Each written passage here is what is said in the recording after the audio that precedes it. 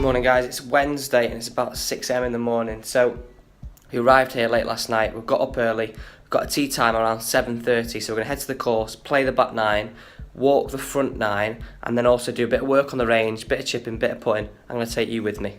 Morning everyone, we're just walking the front 9, so we played the back 9 this morning.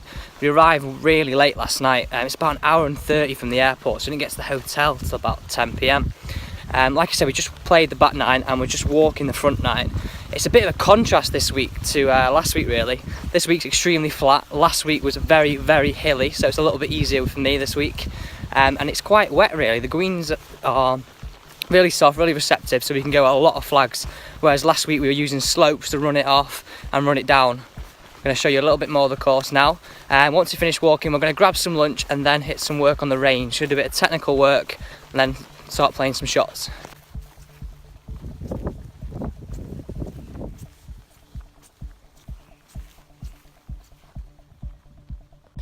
So guys, it's the second hole here this week in the Czech Republic. It's a par 5, 609 yards. Now if it plays like it does today, it's downwind and we can just go bombs away and hopefully we can get up in 2. So if you look on the map here, we'd hopefully be landing it just past the 280, about 290, getting towards the yellow cross. That'll give us a great chance of getting it up in 2. I'm going to show you down, we'll walk down this hole.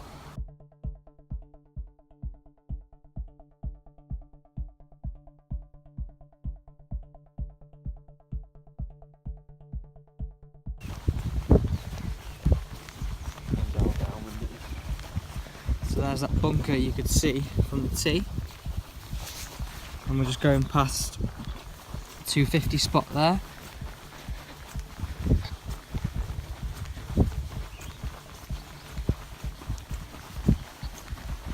It's actually quite a good thing. Imagine you want to like look at the hole at night. Video it? Yeah. 280 spot just in front of me, so hopefully on this wind we'll be landing it just past here and getting up to the yellow cross, which is 310.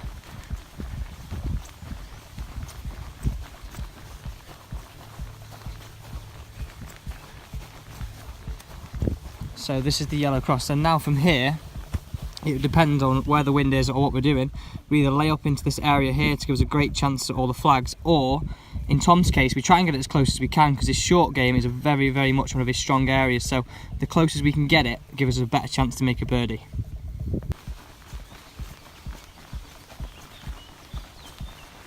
So this is the layup zone we were talking about just coming up to us here. And if we're going to go close as we can, I'm just going to try and get it onto the green. Now this is a par 5 green, there's actually a bowl on here. This is quite a contrast to last week. Last week the greens are quite small and firm, this week they're quite soft, so you can be really aggressive into each of the flags. So really, like me and Tom were just saying then walking down here, it's such a massive expanse this place, you kind of got to be so like into where your target is and pick your target and make sure you commit to that line.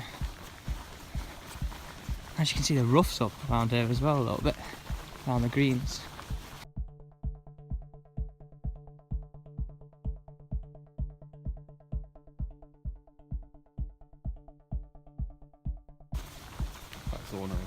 So that flag in there. Did you get a flag front? Probably not now. Front right, yeah. Just on that slope there. If you get it there, we can just feed it all in. So if you get it there, you may well be better off being, like we were saying, a little bit further back. It's like 70 where you can spin it and go in. Because you can play it long left, right, and spin it in.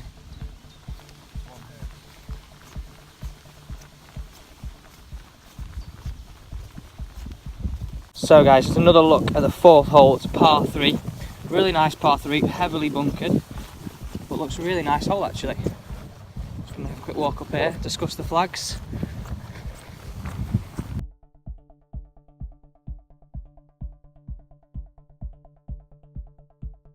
So like I was saying earlier, if you look at the green book here, because the greens are soft, no matter if the flag's at the back, left or front, we can go at every single flag here this week.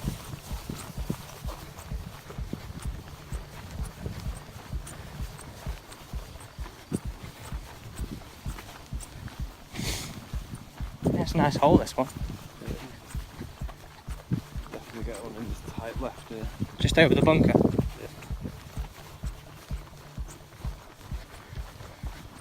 Can they get one front right? Front right, 2 in the back, front back. Cool. So really all these are like a green flag, and go every single one of them.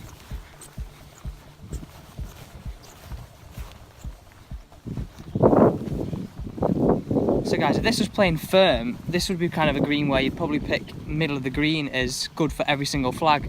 But because it's playing quite soft, you can really take advantage of it playing soft and really go at every single flag. Just a little look back from the tee, flying over this bunker, middle of the greens here, your front right, your front left, and your back flag over here, just where Tom stood.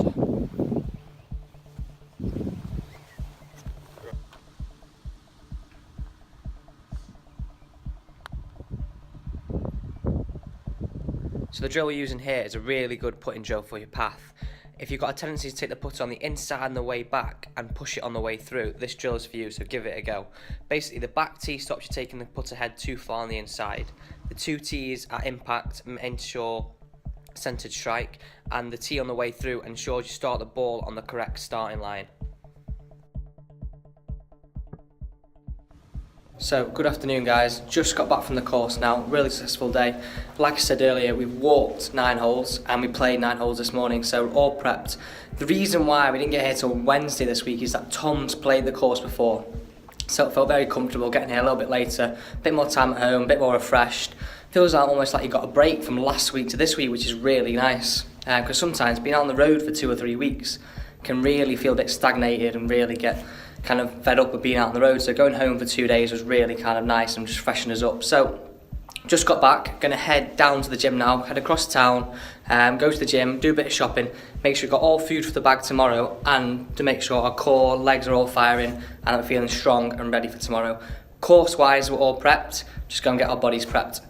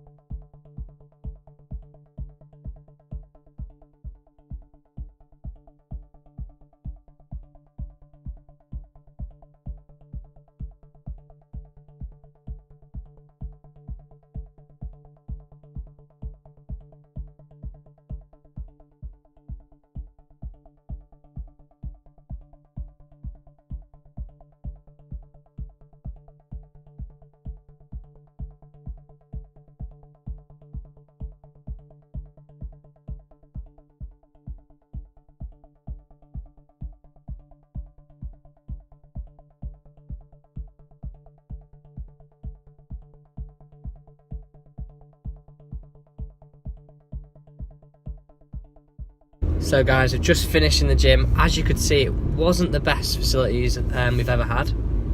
Oh, mind the cyclist. But we did enough, did a bit of glutes, did a bit of stability, so just enough really, just to keep us ticking over. Now just heading back to the hotel room. Well, we're trying to anyway. We've gone round and round in circles. So finally made it back to the hotel room. Had a little of a tour of the area anyway, on our little detour on the way back from the gym. But like I was saying, the gym wasn't great, but we managed to get enough done, just a little enough to keep our legs active and just our core strong.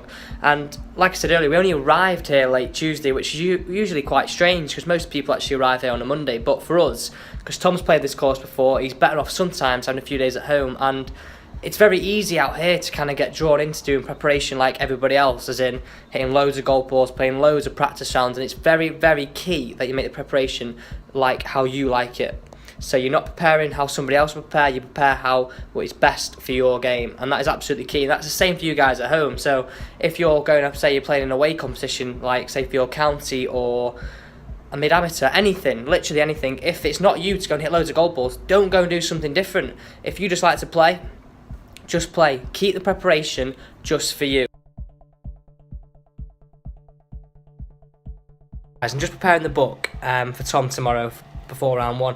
I just want to talk to you about how I lay out the book and why I lay out the book this way, because I lay out the book in a certain way so it's easy and clear to kind of see what club we've hit, what yardage, and also when I'm doing the stats the following day for that round, I can just take out the piece of information I need really quickly. But this is how I lay out the book, and this is hole 18 here this week. It's a par 4, 439 yards, and so you see these 4 boxes at the top. You got 1, 2, 3, 4, and this is for each round. So this is where I put the footage for the hole. So round 1 footage will go in this box, round 2, round 3, and so on. Then if you look down here, so this is where I work out everything. So in this column here will go the pins. So pins go in this column here. So this could be round 1 pin, so it could be 31 on, 4 from the right, whatever it may be. We don't actually find that out until the actual day of play. So tomorrow morning I'll get to the course, I'll fill in this column here, and the pins will go in here. So the front of the green will go in the left column, and the total to the actual pin will go in the right column.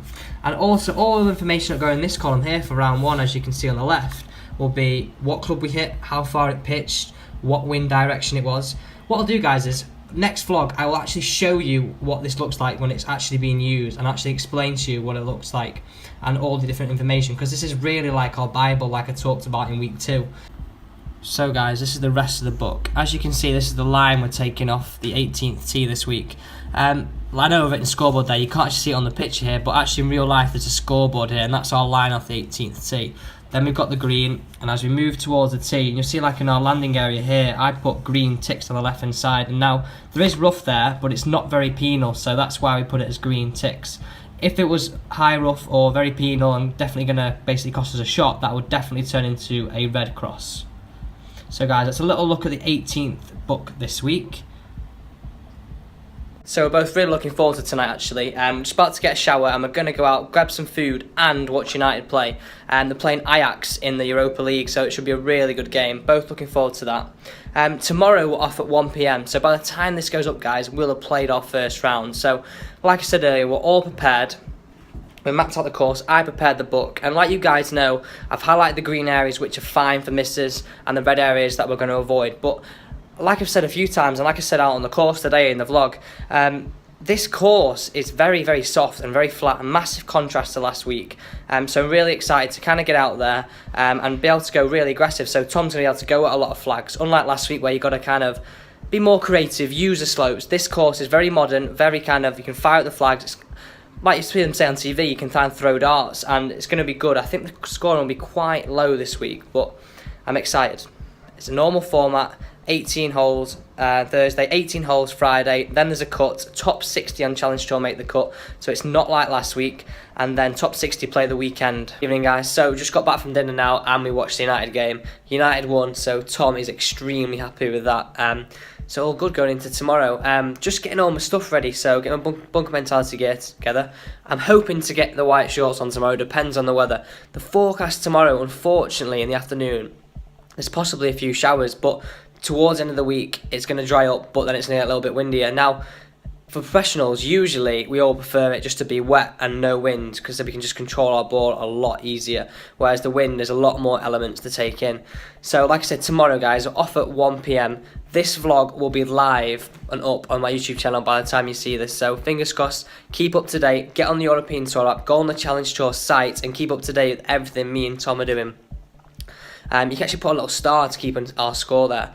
So, just to finally end this vlog, guys, thank you very much for watching week 3 of the Caddy Diaries. There's so much more to come, so you know what to do. Hit that subscribe button, hit the thumbs up, and make sure you keep up to date with everything Alex Elliott Golf. Thank you very much for watching.